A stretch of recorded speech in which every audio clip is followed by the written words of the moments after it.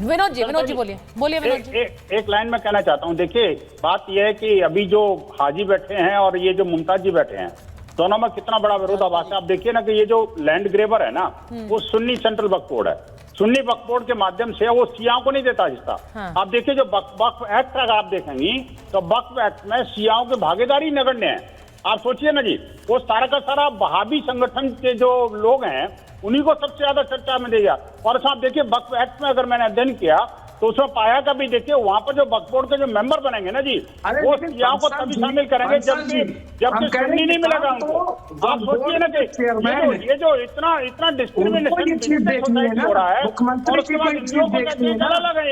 ये शिया सुन्नी को नहीं दे सकता, सुन्नी शिया को नहीं दे सकता। पसमानदा के बारे में ओवैसी ने कभी नहीं कहा। मैं कहना चाहता हूँ कभी कोई इन्होंने एक बात कही है क्या? आप मुझे बताइए ना। वहाबियत की बात करते हैं, कट्टरपंथी इस्लाम को परोसते हैं।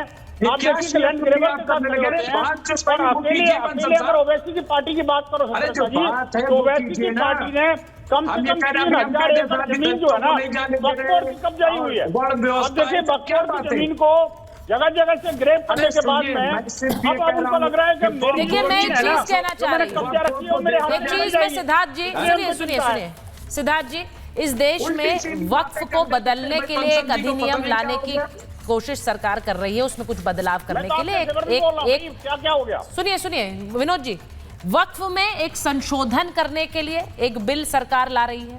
हालांकि उस पर जेपीसी भी बैठी हुई है भाटी जी। सिर्फ वक्फ नहीं है, संभल को लेकर जो पूरा विवाद है उस पर प्लेसेस ऑफ वर्शिप एक्ट को लेकर पूरी याचिकाएं सुप्रीम कोर्ट में लगी हुई हैं। अब संभल पर, क्योंकि आपकी पार्टी का तो एक पूरा डेलीगेशन भाटी साहब संभल गया, वहां पर आप ही की पार्टी के सांसद पर कई आरोप भी लगे हैं, लेकिन संभल को लेकर योगी आदित्यनाथ सीधे सीधे कह रहे हैं, उन्होंने कहा है कि अन्याय का प्रतिकार करना बहुत जरूरी है। मुमताज साहब जरा रुक जाइए, मुमताज साहब रुक जाइए जरा। भाटी साहब, उन्होंने कहा है कि संभल में जिस तरह से एक इस्लामीकरण हुआ है पिछले कुछ समय में, वो आप सबके सामने है। वो कह रहे हैं मैं किसी मत और मजहब के खिलाफ नहीं हूं, लेकिन हर धर्म के पुराने उपासना स्थल का सम्मान तो होना चाहिए। उस उपासना स्थल पर कब्जा हुआ, इस बात को लोग मानते क्यों नहीं है? तो भाटी साहब, मेरा सवाल आपसे ये है, इस बात को मानने में गुरेज है क्या समाजवादी पार्टी को? सिद्धार्थ जी और भाटी जी। नहीं, देखिए, एक तो सिद्धार्थ जी ने दो बातें बहुत आपत्तिजनक कही। हाँ। सिद्धार्थ जी अच्छे व्यक्ति हैं और अच्छे वक्ता हैं, लेकिन दो बातें बहुत आपत्तिजनक कही। मैं उस पर जवाब देना चाहता था, आपने मुझे समय नहीं दिया। जब इस तरह की बात हुआ करे तो थोड़ा समय आपको देना चाहिए था। एक तो उन्होंने कहा कि आजम खान को मेला प्रबंधन की जिम्मेदारी सौंपना बहुत शर्मनाक था, शर्म की बात थी। ये कैसे शर्म की बात हो गई? ये तो गर्व की बात थी हमारे लिए। मैंने शुरू में कहा था, मैं फिर दोहरा रहा हूँ, ये भारतीयों का पर्व है, ये पूरे भारत के 142 करोड़ लोगों का पर्व है। उत्तर प्रदेश सरकार की जिम्मेदारी होती है उसका आयोजन करने की। जब मध्य प्रदेश में होता है तब मध्य प्रदेश सरकार की होती है, जब उत्तराखंड में हरिद्वार में होता है तब हरिद्वार उत्तराखंड सरकार की होती है। हमारी सरकार में माननीय नेताजी के मुख्यमंत्री रहते हुए 2007 में अर्धकुंभ हुआ, 2013 में श्री अखिलेश यादव जी के मुख्यमंत्री रहते हुए पूर्ण कुंभ हुआ प्रयागराज में ही। इतना शानदार प्रबंधन था। हार्वर्ड यूनिवर्सिटी ने रिसर्च की उस पर, अखिलेश यादव जी को भाषण के लिए बुलाया हार्वर्ड में। तो एक तो सिद्धार्थ जी की इस बात में मुझे आपत्ति है। दूसरे, इन्होंने एक गलत कोटेशन दी कि मेले में भगदड़ मची थी। मेले में कोई भगदड़ नहीं मची थी, मेला स्थल पर कोई गैर इंतजामी नहीं थी। वो भगदड़ मची थी रेलवे स्टेशन पर। रेलवे स्टेशन पर एक ओवरब्रिज, एक पुल टूट गया था, उसमें दुर्भाग्यजनक तरीके से 35 लोगों की मौत हुई थी। रेलवे स्टेशन मेला कुंभ आयोजन में शामिल नहीं है, वो केंद्र सरकार की विभाग है रेलवे। वहाँ जो गैर इंतजामी हुई उसका आरोप जो है उत्तर प्रदेश सरकार पे या कुंभ पे न लगाए।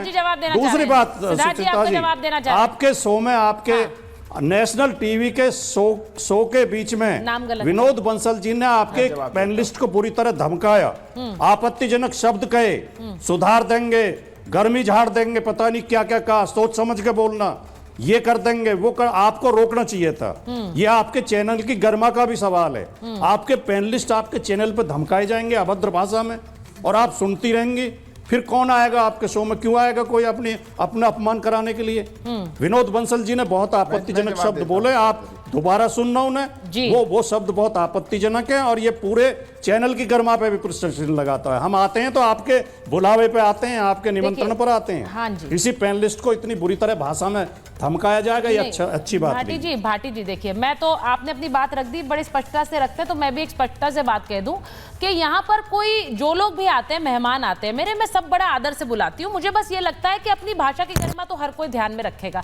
आपको टोकना चाहिए। हाजी जी ने भी बहुत सी बातें कही। समस्या ये है कि आपको उनकी भाषा में आपत्ति नजर नहीं आई, आपको विनोद जी की भाषा में आपत्ति नहीं। हाजी जी ने भी बोला कि हम भी दुकान खोल देंगे, फिर हम भी बता देंगे कि किस तरह। तो आपने बार-बार टोका उनकी आपत्ति। मेरा मतलब ये है कि यहाँ पर सब अनुभवी लोग हैं। अब अगर मैं सबको समझाने लग जाऊं भाषा कैसे, किस तरह की भाषा का इस्तेमाल करना है, तो मुझे लगता है फिर आधा शो तो उसी में निकल जाएगा।